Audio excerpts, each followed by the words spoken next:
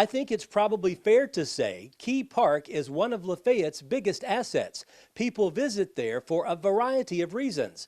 And as you're about to see, there's a new attraction there that will probably draw even more visitors to the park. Key Park provides enjoyment on a lot of levels. In the summer, chances are you can see multiple musical acts on this stage. Children like the swing sets on a nice day, and a lot of people take advantage of the walking track. Now you can add one more attraction.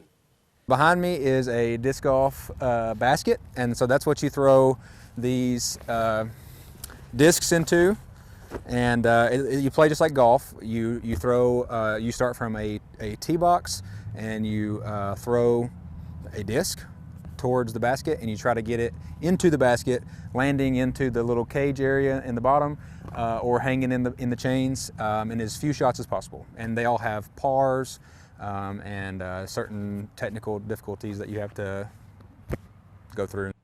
KJ Kitchens calls Lafayette home.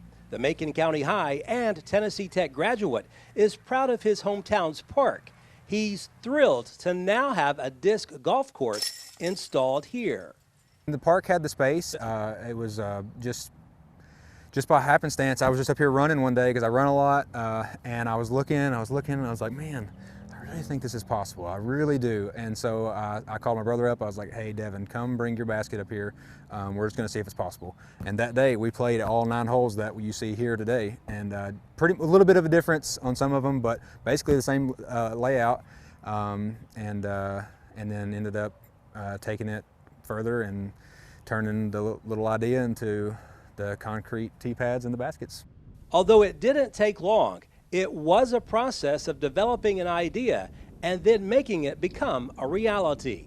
The first thing I did, I wasn't sure where to start, so I called the mayor up, Mr. Jerry Wilmore, and said, hey, where do I start with this? I told him my idea. He said, well, technically the land isn't ours. We just lease it from the 2 churches that are here on the property, and so you need to get permission from them. So I got permission from the Church of Christ and the First Baptist Church down the road there. And I told them my idea, gave them my pitch, talked to the pastors, and they brought it up in business conference. Everybody thought it was a good idea. And then I went back to Jerry and said, okay, what's the next thing? And he said, well, how are you planning on funding it? And I said, I was hoping to get local businesses to sponsor each hole for $1,000. That would pay for a concrete tee pad, the galvanized baskets that won't rust for 30 years or whatever, and all the stuff, and the nice tee pad signs we're going to have. So we're going to have an individual sign at each tee pad to show you where the out of bounds is, what the shot shape should look like, what the distance is, what the par is, what hole you're at, all that stuff. And it'll also have the advertisement for whoever business paid for that hole. And so that night, the city council thought it was a good idea, so they sponsored the first hole for me. And so then they said, we want you to come back next month with 8 more sponsors and to make sure that we know you're serious. And that's what I did. So I started, getting the word out to the community, and everybody was so responsive, and I got 8 sponsors in no time. So it was awesome. It's been crazy. It all started, I met with the city council in October, and I played the very first round ever on the course 2 Fridays ago. So it's insane. It's only been, a couple months, so.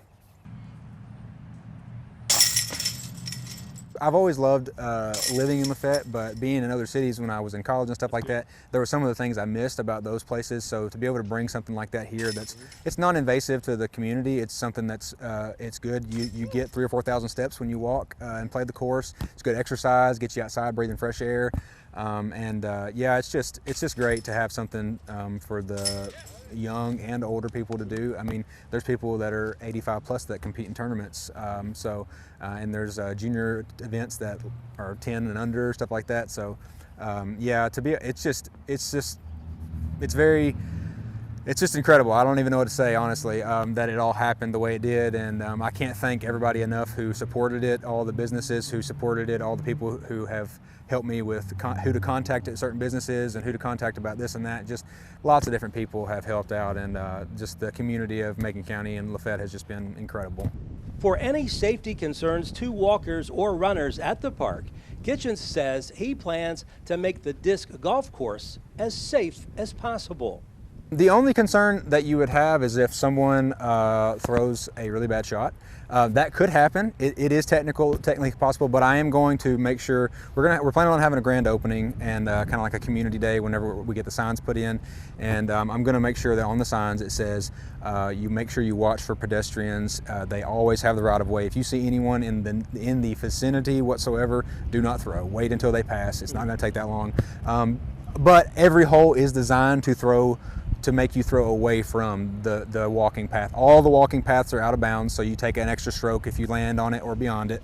And all of the holes are designed to where the out of bounds even starts before the walking path, so really you don't want to be anywhere near it, so you're throwing away from it the entire time. So that being said, errant shots do happen, but everybody needs to just do their due diligence to make sure that they're throwing. I'm definitely going to. There's some parks that have shots that you throw over the walking path, and there's none of those here. So it's always throwing away from it, and it's out of bounds. So yeah, everybody, if you're playing, just make sure you throw only if someone is not coming or going.